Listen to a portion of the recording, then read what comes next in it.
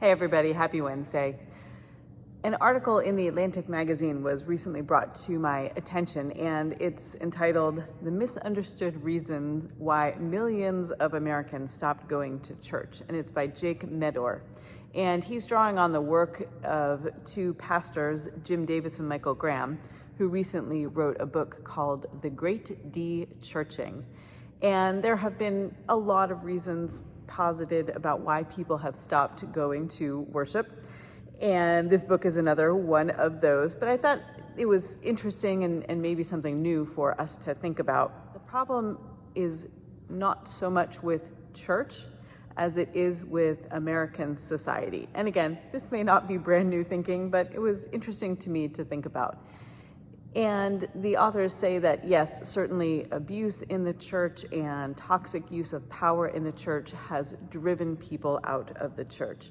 But that for many people who have left the church, and they cite the statistic 40 million over the last 12 years, which is huge, most of those people have left the church gradually without any real intent. And they write, Medor writes in summary of their book, contemporary American society simply isn't set up to promote mutuality, care, or common life. Rather, it's designed to maximize individual accomplishment as defined by professional and financial success. Such a system leaves precious little time or energy for forms of community that don't contribute to one's professional life or, as one ages, the professional prospects of one's children.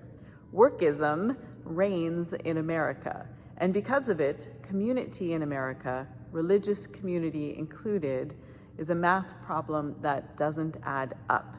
So I've heard a lot of people say they long for community, but there's also plenty of communities out there that people belong to. And often for parents, it's the community that fosters their kids' activities, soccer clubs or things associated with school. For working professionals, there are many communities that focus on the work life, as the article points to, but that people are not coming to church because it's not a community that helps with those things. But it also says that, and I think this will resonate with you, that there are plenty of people who are longing for a different kind of communal connection. And they're looking for a community that is different in how it values people.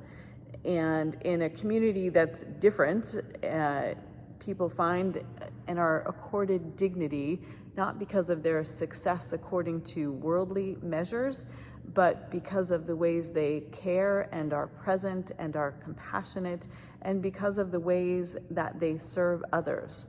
And the church should be just this kind of community, one in which we value things differently than the world values things, and of course people and who we are. We asked, what are the top 3 reasons that keep you coming back to Market Square?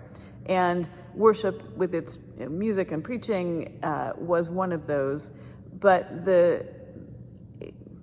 as high as that in people's thinking was the way they value the community here at Market Square, the way they are connected to their, they call it Market Square friends and family. And I appreciate that it's that sense of community and I assume a different kind of community that we can get elsewhere that does keep people coming back. But that kind of community is something that takes a great deal of work.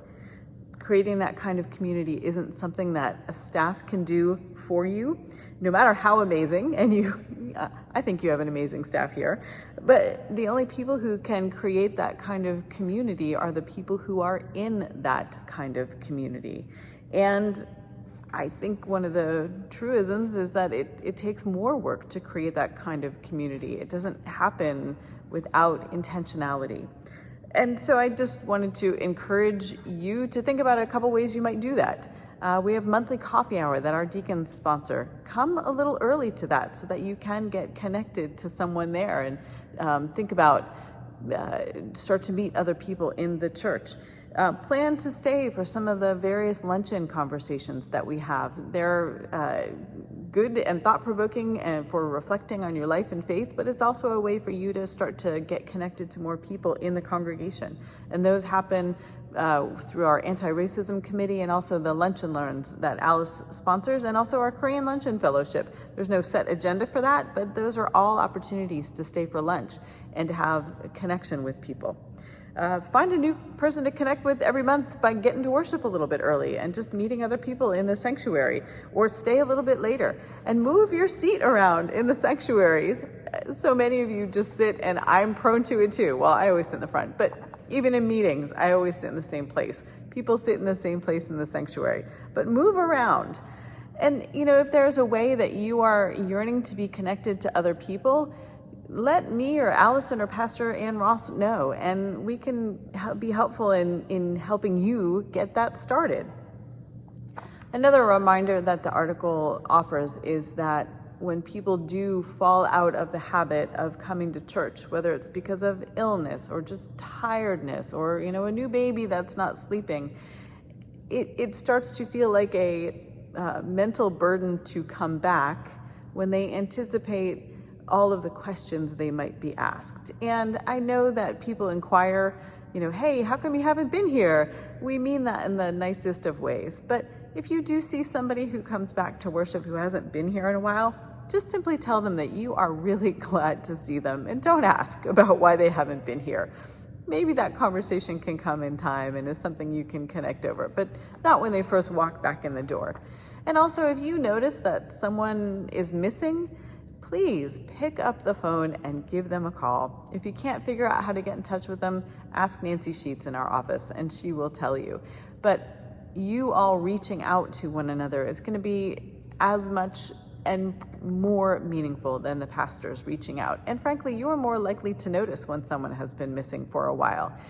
And when you call them, just let them know you've been thinking about them, and that you'll be glad to see them whenever you see them next. So I think those are all ways that we can start to value one another differently and continue to make Market Square a different kind of community, as a church should be a different kind of community.